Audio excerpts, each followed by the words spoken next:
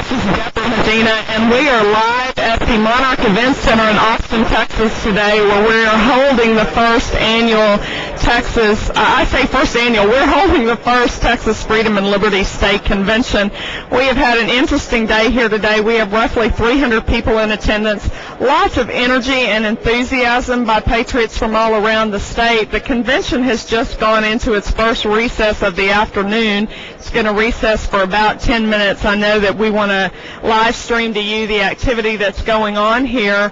But first, I want to say a special thanks to GCNlive.com and GreenCity.com for making the extra effort to get out and stream the conference this afternoon, the convention.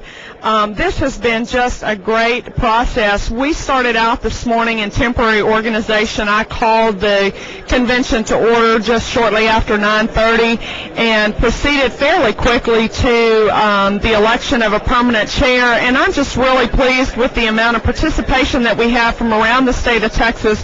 Just to give you an idea of what's going on here, the body elected Paul Perry. Paul is from Ellis County to serve as its permanent chairman. For permanent secretary, they elected a gentleman named Reed King, who is from Dallas County, and Reed drafted an assistant secretary, Sean Chabin. Sean had originally been active in Harris County and has recently relocated to Midland County. Appointed as parliamentarians were Al Jamison from Harris County and Griffin Spell from Hayes County. So as you can see, we have individuals serving in leadership just from a cross-section of Texas.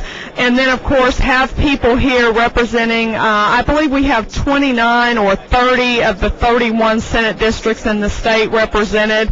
They are using Robert's Rules of Order, parliamentary procedure to have a true deliberative assembly. And probably the most energizing thing that I've seen this afternoon and all throughout the day is a great amount of respect for individuals as they approach the microphone. There are some who have made statements that are could clearly be construed as a little bit offensive, and the body has been very respectful to allow those voices to be heard. They seem to applaud things that they agree with and yet remain quiet in their seats and calm whenever things that they disagree with are raised. And so it's a really good indication that there's some maturity here. There's a goal to seek wisdom. The purpose of this convention, as it was announced, it's called under Robert's Rules as a mass meeting, and the purpose as the convention was announced was to organize ourselves in the freedom and liberty movement to affect politics for political action in the state of Texas. And so there's a good deal of debate. The agenda included having a treasurer's report this morning, and the delegates were pleased to hear that I believe after all the bills from these events are paid, they are looking at about $1,200 in their treasury. They've not decided what to do with those funds yet, and they will be the beneficiary of some additional funds that the Campaign for Liberty will send their way following their banquet tonight. The Campaign for Liberty is holding a Texas Freedom and Liberty banquet this evening at the Doubletree Hotel in Austin. That banquet has been sold out for several days now, and some of the proceeds from that banquet will be coming to this organization. So we've not decided what we'll be doing with that, but immediately following that treasurer's report, we moved to motions regarding organization purpose, charter, and goals. And from that, then, we are to take up resolutions committee, and that's where we are as we stand in recess this afternoon, is trying to determine how many people are going to be on that committee, and exactly when that committee will meet and what work it will do. We had anticipated that this would be a 2-day event. People are, I think, getting a little bit tired, and so I believe we'll get a little more business accomplished yet this afternoon. Congressman Ron Paul is slated to address the convention at 6 p.m. and then it'll be up to the delegates that are present as to whether they'll continue on into the evening or whether they'll recess and reconvene in the morning. I suspect that they will try to seat some committees tonight so that those committees can do some work later on in the evening. But just a really powerful movement, I think, beginning here and coming together. Lots of excitement and energy, and so we really appreciate the streaming of that and hope that that people will be able to watch and be encouraged by the work that's being done at the grassroots level in the state of Texas. Thank you very much.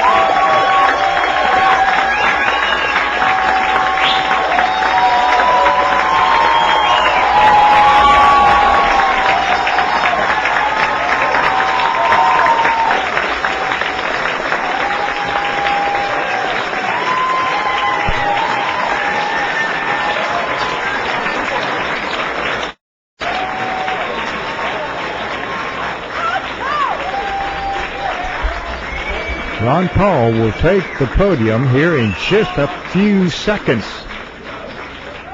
Ron Paul to a rousing welcome here at the Texas Liberty and Freedom Convention. We're going to see him take the podium. All right, Ron Paul. Here we go, folks. Oh, okay. Now how can I speak to you? I haven't been introduced, you know. But I do want to introduce two people that walked in with me. My wife, A&S Carol, sitting right here.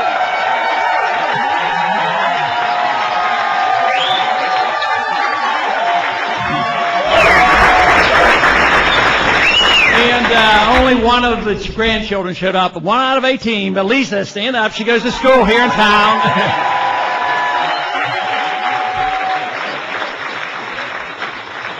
Now, you know, I've been gone all week. I've been up in Washington. Carol stays home most of the time. We'll come to Washington on occasion. But today, I had to get back, even though we were pretty busy last night. You know, we had CPAC and various other things and a fair number of interviews this week. But we finished up late last night. And then Texas time, I think I got up at 3 a.m.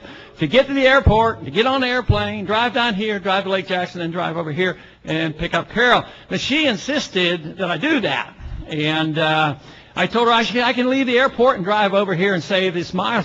And she says, "Don't you know what the day is?" I know. What's the difference about today? I mean, it's February 28th. She says, "Yes, but somebody has a birthday today." I said, "Don't give me that stuff." You know, she thinks she has her birthday today, but she's fibbing because she was born on February 29th.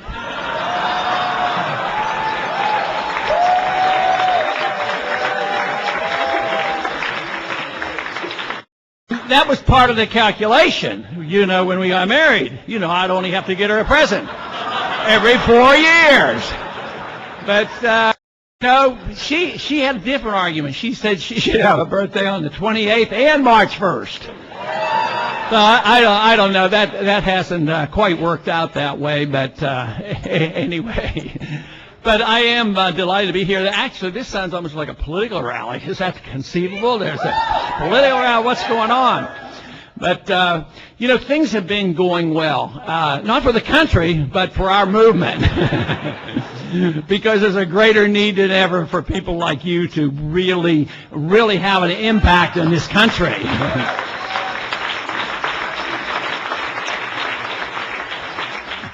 If you go to Washington, which you shouldn't go unless you really have to, you know, one time I made a proposal, it's not as appropriate now, but I made a proposal once that the members of Congress ought to be paid a lot more money. Now, I want to preface this by telling you that we did get something put in this, in all that mess in that appropriation bill that just got passed, that, you know, that $787 billion. There was one other Democrat and myself had put into there that there will be no more automatic pay raises for the members of Congress.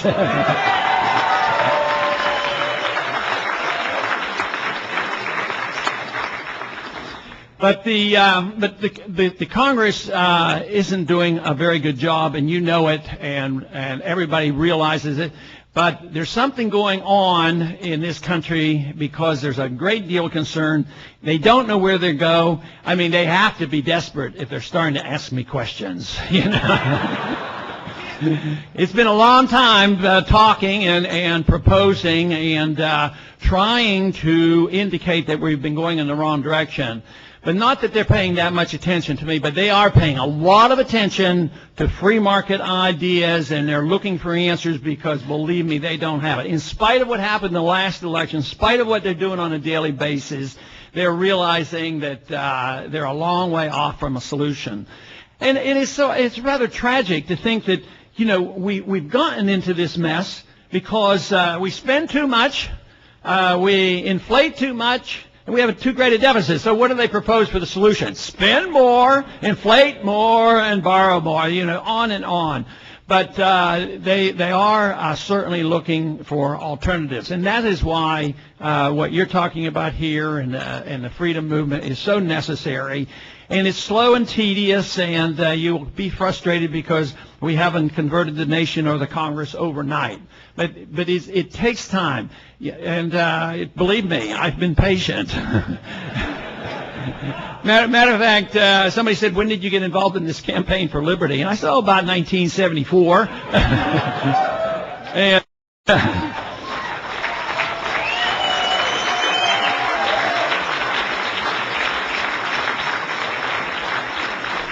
I really never expected a whole lot to happen other than making a record and saying, you know, this is what we should have done and this is what we could have done and this is how you should have voted, and maybe someday somebody would look and pay attention to it. Now, in the last year and a half, during the presidential campaign, more happened than I thought would happen, quite frankly. I know others had wished more had happened, but that wasn't to be. But to me, as far as I'm concerned, a lot did happen. I discovered there were an awful lot of people like you out there that really had no place to go. You knew about it. You thought about it. You were encouraged to think that if we could only get off the ground, we could have successes. And lo and behold, not only did I discover there are a lot of people like you out there that were anxious to do something, but there were so many young people that were just waiting to hear an alternative instead of the same old Mickey Mouse garbage that you hear endless over and over again. And when they heard it, they rallied and said, hey, this makes sense. Maybe now we can look to this next generation and say we can have some optimism because the young people really do like our message, and they're sick and tired of all the things they've been hearing from Washington for these many, many decades.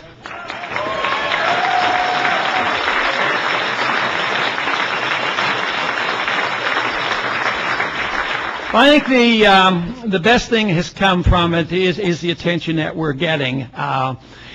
during the campaign, of course, we looked for and tried to get our message out, and we did do fairly well. On occasion, we had a debate or two that we got a little bit of attention, sometimes not all that great. But last night I was talking, I said, we actually had some debates where I got booed on national television. Can you imagine such a thing? I said, but my skin is very thick. And I was okay, and we tolerated it. But what has come from it has been the follow-up, and that's what you're part of. It's the follow-up and the follow-through, not only for the organizations, whether they're independent-minded and they're creative, or it's part of the Campaign for Liberty or the new group, Young Americans for Liberty, all these things going on. But there is credibility now that I did not see and have before, because there's a lot more interviews. It used to be that we'd go looking for interviews. But today, probably last week, I don't even count them anymore, because that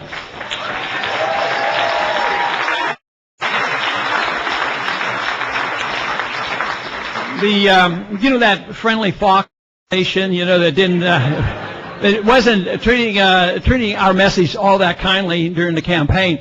I think I've been on this show 28 times since the campaign's been over. But that is good, because they do certainly have a greater sympathy for the free market, and that is fine. And that we can reach people who are conservative on the free market issues. At the same time, if we gain credibility there, maybe they'll pay more attention and figure it out that the shortcomings of the philosophy of foreign intervention, as an endless war and endless spending on American empire, is the part of the reason we're in this economic mess, and you got to put the two together.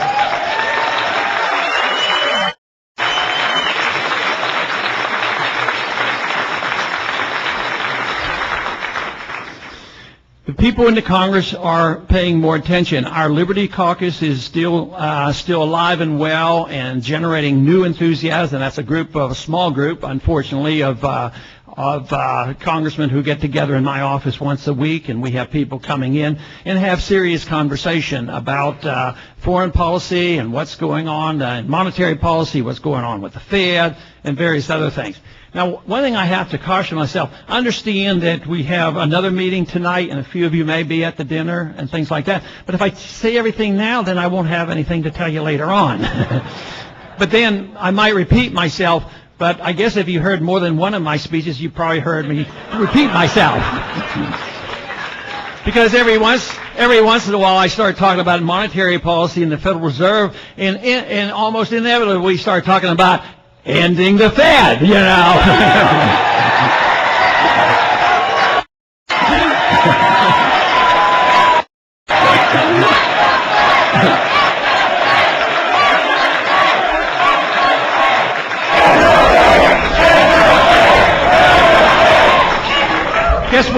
Guess what? I think maybe you heard it or read or saw on the internet that I am trying to scribble down a little book to try to change mind. But the title is going to be something that I did not think up. Somebody else did. You did, and it's going to be called End the Fed.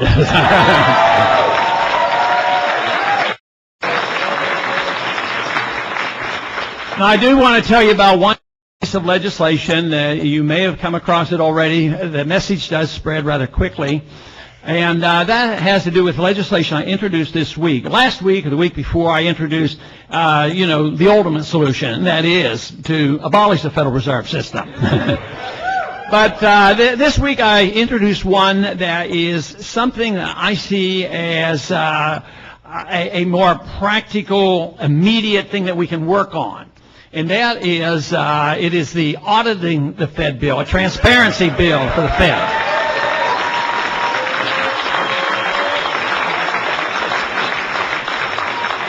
Because if we're successful with that, and we can actually open the books up and tell the American people what they've been doing, that will lead to ending the Fed. But that number, if you happen to have good memories, let me see if I can remember the number. H.R. 1207 is the number of the bill. It's called the Federal Reserve Transparency Bill. And amazingly, with my lack of energy and twisting arms and trying to get a co-sponsor, just taking the bill over the floor and mentioning it to a couple people, I think I had 12, 13 people sign up just on the spot. I think.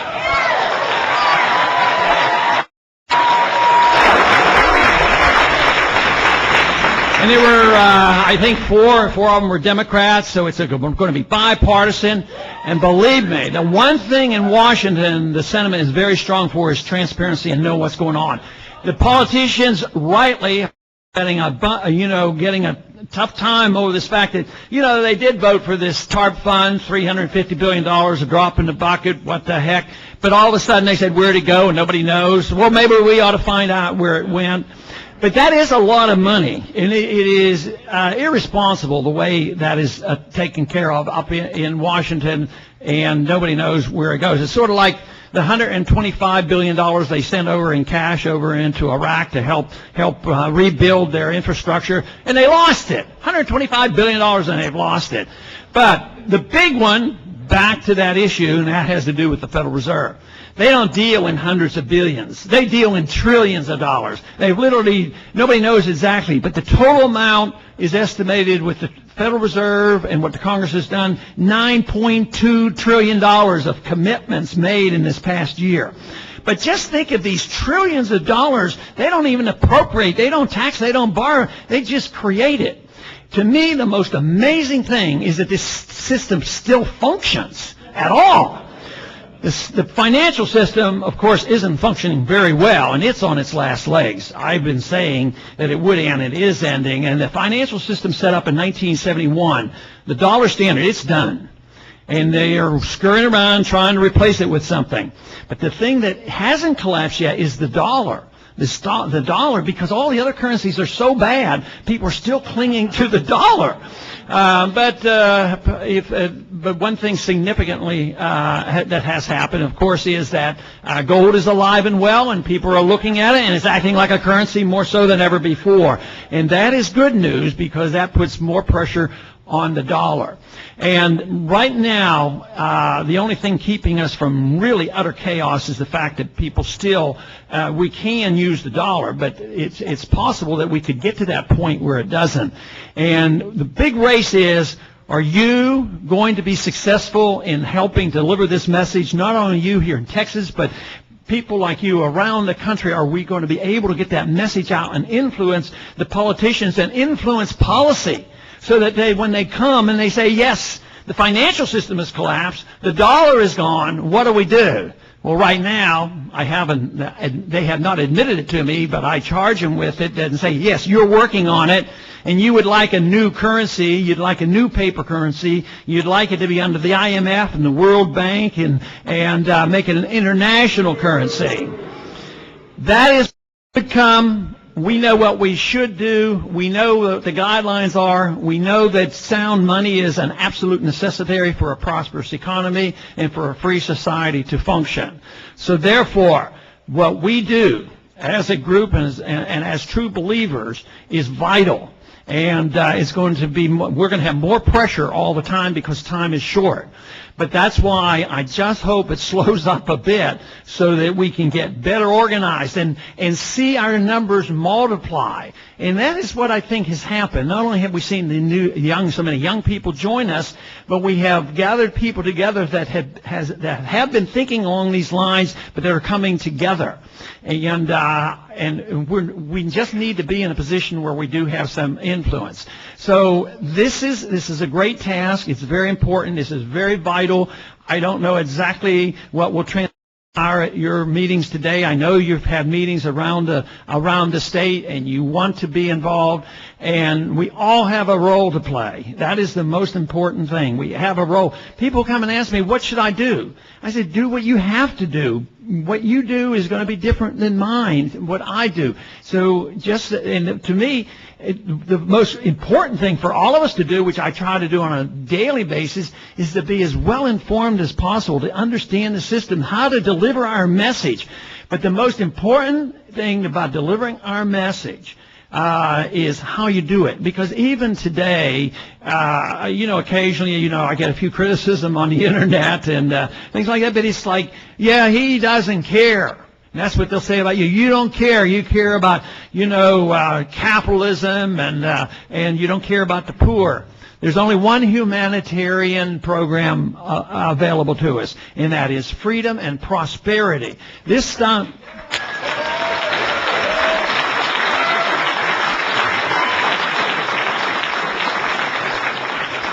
And now, once again, in 1989, it was proven that communism didn't work, no matter how well motivated it was to take care of the poor at the expense of the rich. That didn't work. They admitted it. They pretended that socialism was dead, but they did not give up on interventionism and the planned economy and the system that we've had and the inflationism and deficit financing. So that is collapsing. So now the big challenge is will those in charge now in the Congress as well as the administration right now that believes that it's once again they're blaming freedom and capitalism and all the things that didn't cause it. So that our job is to show what really caused it and make sure that they understand that we who have different ideas about what should be done, it's because we really care about people. We care about ourselves, our family, our friends, our neighbors, our community, our whole country, but we care about liberty. And this is the answer. So all I say is stay engaged. If you have a group like this that's enthusiastic, there's no reason why your group can't be doubled and tripled and quadrupled. We have to. We have to do that.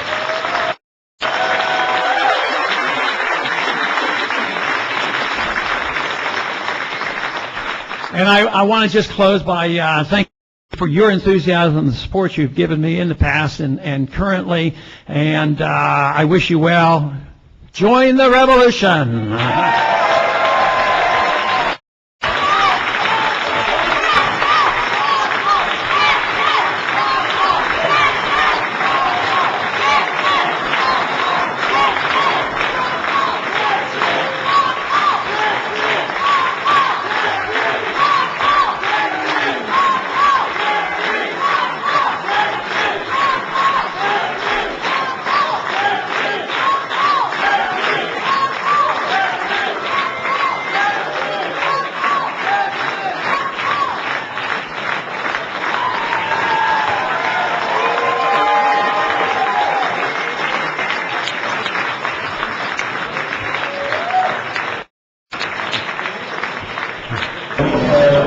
Robert McDonald, talking to you live from the Texas Freedom and Liberty Convention being held in Austin, Texas. As those of you watching know, we just listened to Dr. Ron Paul. He was not part of the convention, but he was very kind to come by and talk to the convention on his way to a banquet being held later tonight in Austin. The convention is going extremely well.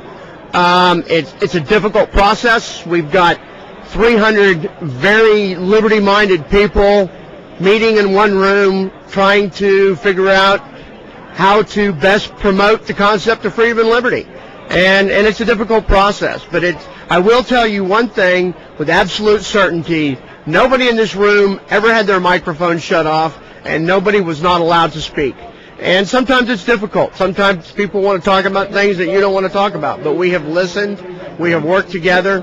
We're coming back again. We're going to be working tonight in committees. We're coming back together tomorrow. And our goal is to create an organization in the state of Texas that is dedicated to promoting the concepts of freedom and liberty, personal freedom and personal responsibility. The government cannot solve all problems. We need to solve our own problems. I would tell you what the name of the organization is going to be, but we haven't voted on it yet. But you need to look for us. We're coming out soon. And we intend to be a player in Texas politics and in Texas life. People want freedom. People want prosperity, and the two go hand in hand. But the only way to do it is to get involved, people. All politics is local. Get involved locally. Donate to candidates. Work for candidates. Canvass door to door. Do the stuff that needs to be done. Because I'm here to tell you, if you don't demand your own liberties and freedoms, they will be taken away. It is happening slowly and surely. It's the classic frog in a pot of water boiling. They're doing it to you slowly. Don't let them do it. Demand your freedoms. Demand them locally. Demand them nationally. This is George Butler with Green City Network, and also broadcasting an exclusive for GCN, Genesis Communications Network. The podium is vacant now. The room is thinning out here. We're closing down another successful broadcast from a Ron Paul rally. This was the Texas Liberty and Freedom Convention. Also, there's going to be a dinner later on at the DoubleTree across the Interstate 35 from the Monarch Event Center. We want to thank, especially here at the Monarch Event Center, Tom Carter.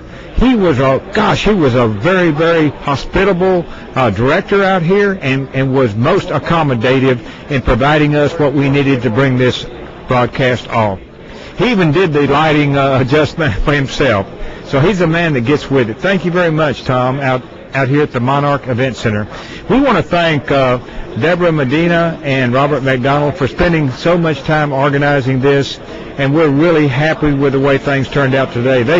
This was one of the first organizing conventions, and they're organizing throughout the country and other states, but Texas is especially has a very, very robust and get up and go and freedom. And they said earlier when they ushered in Ron Paul Revolution, Ron Paul Revolution, and that's what Texans are about. They stood firm at the Alamo, and they drew that line, and they said, we're going to fight. The battle flag that we put up earlier as an introductory to this broadcast this evening was the battle flag of the Alamo, and it was the 1824 flag. It had Mexican colors, and it had across the front 1824.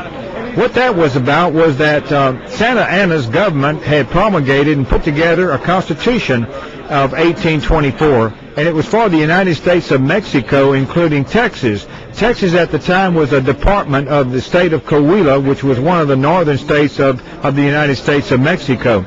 This attracted many settlers to Texas, protecting their rights to keep it, to bear arms and to have land, and they gave land away too. And this was very attractive for many settlers coming to Texas. Santa Anna's government, the same government that had instituted and passed the Constitution in 1824, set out and started violating the Texans' rights. This is when Texans rebelled. And also, little known, and they don't even teach this in our Texas school books, several other, 3 to 4 other northern Mexican states rebelled also and broke away from Texas at the same time that the Texans rebelled against Santa Anna's government. So this was not just one, far-flung outreach of the United States of Mexico breaking off. There was widespread rebellion against Santa Anna for his totalitarian regime.